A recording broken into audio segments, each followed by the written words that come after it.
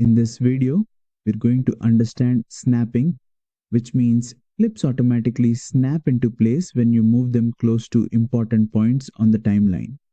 Snapping is very useful because it helps you align clips accurately without leaving small gaps. Above the timeline, you'll see an icon that looks like a magnet. This is the snapping toggle. When the magnet is on, snapping is enabled. Clips will snap to the playhead position, the start or end of other clips. This makes it easy to place clips exactly where they should be.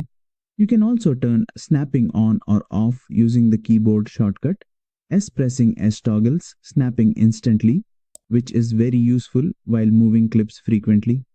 If snapping ever feels restrictive and you want free movement, simply turn it off using the magnet icon or the S key. Snapping only affects how clips move during editing. It does not affect playback or export, and that's it.